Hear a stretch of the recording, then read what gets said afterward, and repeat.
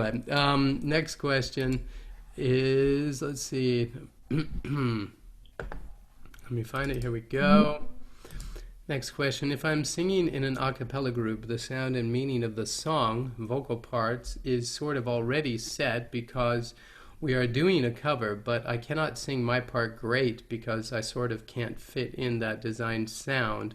What can I do in such choral environment? Thank you so much, both Philippe and Dr. Trineice. That is an interesting question. And it's a depends, and meaning it depends upon what your function is at a given moment. You know, on college campuses, it's acapella country, in academia, So there are some times when it's your function to be a part of unified sound, in which there are liberties that you're not going to make unless everyone makes it with you. Mm-hmm. Then there are times where you are the lead within these contexts, and while the melody may be prearranged, if you want to create your own version, a lot of that can be done with the textures and colors that you use. So you can keep the rhythm and melody the same, but still change the texture. You can change the volume. You can add in words, in space, words or musical utterances. We call it musical interpolations or textual interpolations, in which you're inserting melodic ideas or textual ideas within the written construct. And you can find the spaces within the arrangement that you can make these personalized decisions to tell your story without interfering with the communal message, with the communal approach. So it has more to do, in my opinion, and at least this is how I coach my singers that are in these a cappella groups that are doing the leads, to say, okay, well, why will they want you to do this lead?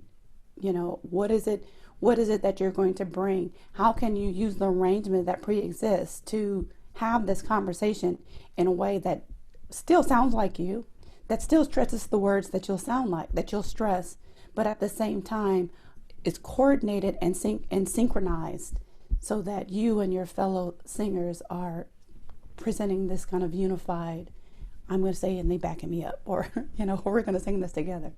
Yeah, that's very valid. I was just thinking about it because we spend a lot of time in the live stream talking about personal exploration and stylistical development and improvisation, and that is important. I believe that the process is still very important for you, even if you're singing, even if you're a member of the choir and you don't have a solo. There are a lot of levels that are still important into that, and I would say it's like preparing a role and going to rehearsals. You have a director that's going to guide you into his concept, and you have a musical director in a choir that's going to guide you into his concept, and we have to be flexible if we're singing in an ensemble to take our homework, our emotional discovery homework, and be flexible to blend in and follow with the vision of that musical director. The whole thought process and the emotional connection that you have can continue on your individual level within this context. I've sung in a lot of ensembles, big opera ensembles. Nobody in the opera that's a soloist doesn't sing in the choir parts. I mean, almost always they want those leading voices in there. And I've also done a cappella groups, jazz groups, and it's very, very important that the group is harmonious. But I've felt very intense and inspiring emotion singing in the choir and singing with the group. And but that, I can't say that everybody, I'm sure not everybody had the same thought process I was having, or maybe not felt the emotions the same way, but I was infusing my sound with these emotions and fitting it within the concept, the design, the musical and the vision the musical director or director had for those projects. So you can feel very free to explore individually what it means to you, but you also need to be flexible with and adjust to the overall vision of the piece, because in a choir where if you're singing in a choir, if it's small, 8 people, 4 people, or 200, it has a concept, it has an energy, and it has a design, and we need to be flexible to support that design. Yeah, and I think that when you think about like a gospel choir, or you think of again an a cappella choir, where the singers feel just as convicted to portray the message, then we are talking about the same thing at the same time from our perspective, because we want you to be just a part of this story, or in the gospel context, we want you to understand what it is that we're trying to say at a given time.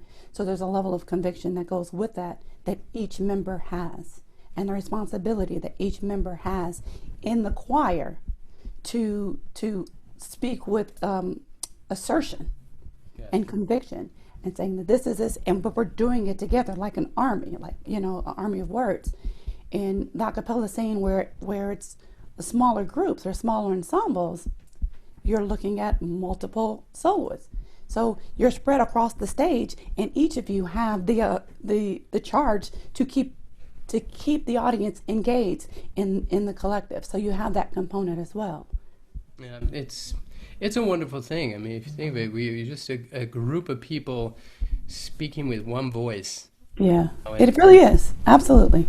especially, because everybody's different, and there's a lot of, there's a lot of discussion nowadays about ethnicity, and there's a lot of extremism, more so in the media now than perhaps we've seen in the past. And it's a special experience when you can be together with a group of people from all over the world, from different backgrounds, ethnicities, cultures, and speak a message or sing a message with one voice. It's an incredibly powerful emotional experience. Absolutely. It's why we do what we do.